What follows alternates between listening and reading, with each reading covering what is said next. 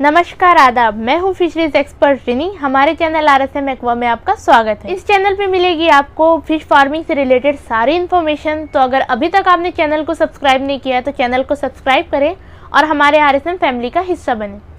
आज वीडियो में मैं आपका ऐसा कन्फ्यूजन दूर करने वाली हूँ जिससे हो सकता है आप अगर पहले से कल्चर कर रहे हो तो आपको एक नया वे मिले, थिंकिंग का नया वे मिले, माइंडसेट का नया वे मिले।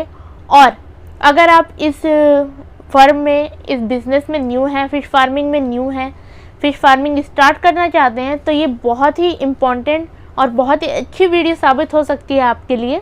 आज की ये वीडियो बहुत सारे लोगों की कन्फ्यूजन दूर करने वाली है। तो अगर आप इस बिज़नेस में न्यू हैं, इस फर्म में न्यू हैं, तो इस वीडियो को ज़रूर एंड तक देखें, क्योंकि इस वीडियो की इन्फॉर्मेशन आपके लिए बहुत ज़रूरी है। या फिर आपको कल्चर में प्रॉब्लम आ रहा है तब भी ये वीडियो आपके लिए अच्छी साबित हो सकती है। तो वीडियो को ज़रूर एंड तक देख। अब स्टार्ट करते हैं। हमारे जो वीडियो का कंटेंट है वो है carp fish culture and catfish culture. जी हाँ, ये दोनों कल्चर हम पॉन्ड में कर सकते हैं और करते हैं, लेकिन बात यहाँ ये आती है कि कौन सा कल्चर ज़्यादा प्रॉफिटेबल है, कैट फिश का या फिर कार्प का। तो सबसे पहले जान लेते हैं हमारे कार्प में कौन कौन सी फिशेज़ होती हैं। तो सबसे पहले जो आती है IMC, इंडियन मेजर कार्प। इसमें 3 स्पीसीज होती हैं, रोहू, कतला, मृगल। साथ ही साथ इसमें एग्जॉटिक कार्प्स भी आती हैं, common carp, silver carp and grass carp. तो ये जो 6 फिशेज़ हैं ये हमारी कार्प कल्चर हो गई। इसके बाद हमारे जो कैट फिश में आती हैं वो हैं मांगुर, पेंगेसियस, सिंगी। अब इनमें बात ये आती है, बहुत सारे लोग कहते हैं, सबसे बड़ा सवाल जो है कि हमें कल्चर कौन सा करना चाहिए। पॉन्ड तो आपके पास है, आपने एक माइंडसेट अपना बना लिया कि हमें फ़िश कल्चर में जाना है, फ़िश कल्चर में अच्छा प्रॉफिट कमाना है, कि आपको फ़िश फार्मिंग करनी है और इसमें एक सक्सेस पाना है। तो कौन सा कल्चर आपको सक्सेस की तरफ अच्छे से इफ़िशिएंटली लेके जाएगा। बहुत सारे लोग सजेस्ट करेंगे कि कैटफिश करिए, बहुत सारे लोग सजेस्ट करेंगे आपको कि कार्प करिए, कार्प बहुत इजी है। सो ये दोनों जो कल्चर हैं, आपका कार्प हो या कैटफिश हो, दोनों के एडवांटेजेस डिसएडवांटेजेस हैं। अब ये डिपेंड करता है आप पे कि आप जिस कल्चर के साथ जाना चाह रहे हैं उसका आपके पास फाइनेंशियली कंडीशन और फाइनेंशियली के साथ साथ जो इन्वायरमेंटल कंडीशन है वो भी आपको सपोर्ट करना चाहिए। तो इस चीज़ के लिए आज की जो इस वीडियो में मैं आप आगे पॉइंट्स बताने जा रही हूँ, इन चीज़ को कंसिडर करके आप एक ऐसे कंक्लूजन पे पहुँच सकते हैं कि आपके लिए, सिर्फ आपके लिए कौन सा कल्चर सही है। किसी की कही सुनी बातों से हटकर आप खुद अपने दिमाग से ये चीज़ सोच सकते हैं कि आपके लिए, आपका इन्वायरमेंट पे और आपके टोपोग्राफी पे, आपके फाइनेंशियल कंडीशन को देखते हुए आपके लिए कौन सा कल्चर अच्छा हो सकता है, कैटफिश का या कार्प का।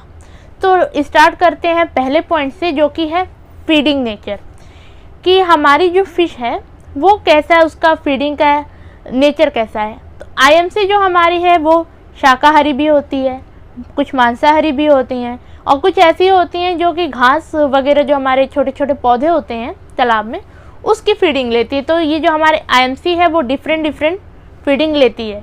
बट जो हमारी कैट फिशेज़ है वो कम्प्लीटली मांसाहारी होती हैं, या कह सकते हैं मैक्सिमम तौर पे देखा जाए तो वो मांसाहारी कार्निवोरस नेचर की होती हैं। तो यहाँ पे फीडिंग में आप क्या उनको सप्लाई कर सकते हैं इस पे डिपेंड करता है।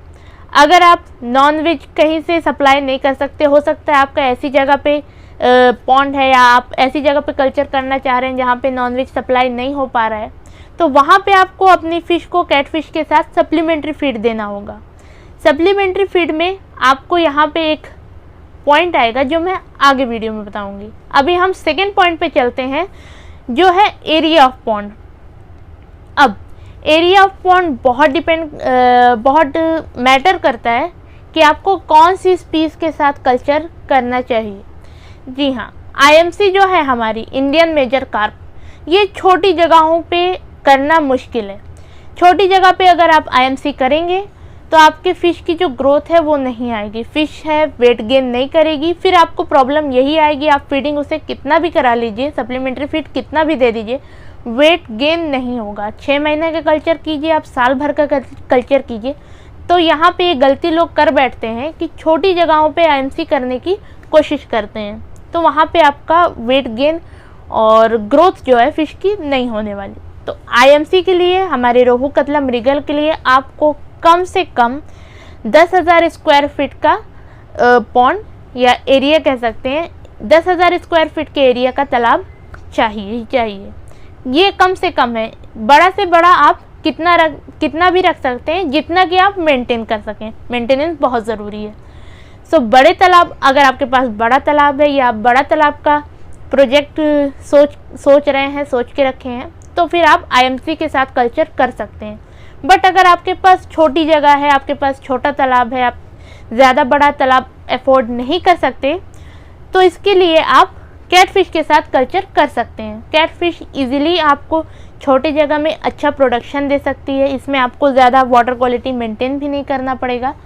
तो आप छोटी जगह के लिए कैटफिश का कल्चर रिफ़र करें। कैटफिश का कल्चर आप 1000-1200 स्क्वायर फीट से भी स्टार्ट कर सकते हैं। इसके बाद जो हमारा पॉइंट आता है वो है डेंसिटी। डेंसिटी बहुत इम्पॉर्टेंट मैटर है अगर आप आईएमसी के साथ जा रहे हैं। आप कार्प का कल्चर करना चाहते हैं तो यहाँ डेंसिटी पे आपको बहुत ख्याल रखना पड़ेगा।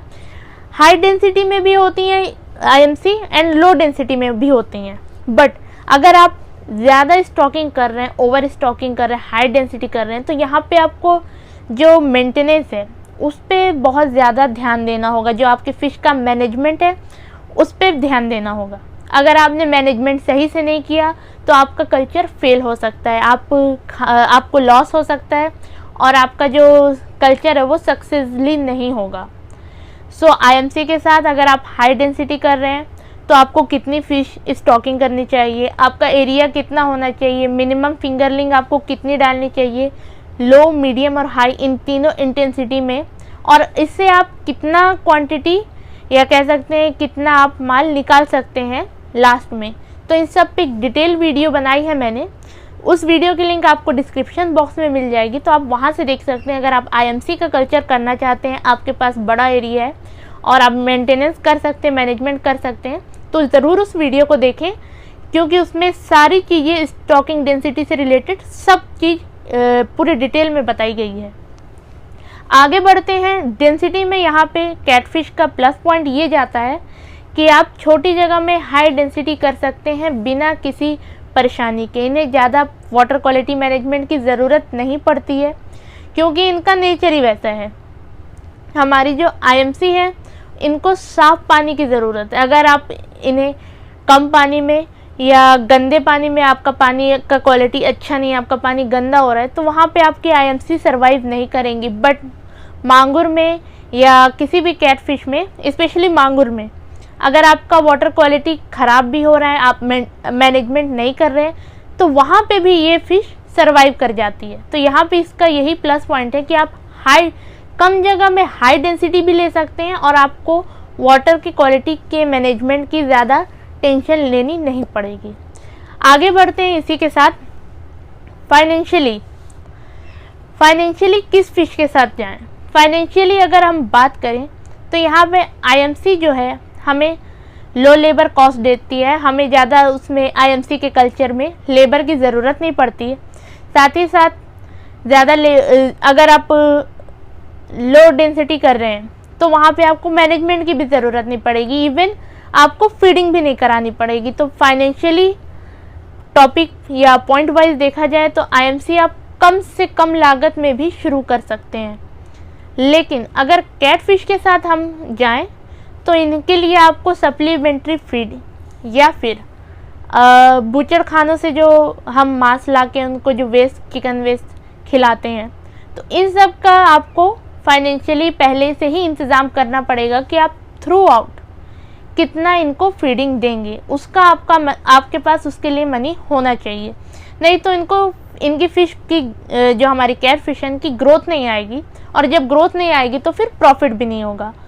तो यहाँ पे फाइनेंशियली अगर देखा जाए और साथ ही साथ इसका जो लेबर कॉस्ट है वो भी बढ़ जाता है, क्योंकि अगर आप जैसे बुचड़ खानों से लाते हैं चिकन वेस्ट है या जो फ्लैश वगैरह कुछ भी लाते हैं, तो उसे आप डायरेक्टली नहीं डाल सकते, उसको भी कटिंग वगैरह करना पड़ता है और जो उसमें हड्डी वगैरह होती है वो सब निकालना पड़ता है। तो उसके लिए आप एक लेबर रखेंगे और जो ट्रांसपोर्टेशन में आपका खर्चा लगेगा डेली बुचड़ खाने से आपके पॉन्ड तक का जो मटेरियल है उसका आने का, ट्रांसपोर्टेशन का खर्चा, तो फाइनेंशियली देखा जाए तो कैट फिश आपको एक अच्छे रकम के साथ स्टार्ट करनी होगी। बट आईएमसी के लिए आपको ज़्यादा पैसे की टेंशन लेने की ज़रूरत नहीं है, आप लो डेंसिटी करके भी एक अच्छा खासा प्रॉफिट कमा सकते हैं, जिसमें आपको ना सप्लीमेंट्री फूड देना है, ना ज़्यादा लेबर कॉस्ट लगेगा और ना ही आपको ज़्यादा वाटर क्वालिटी की मैनेजमेंट करनी होगी।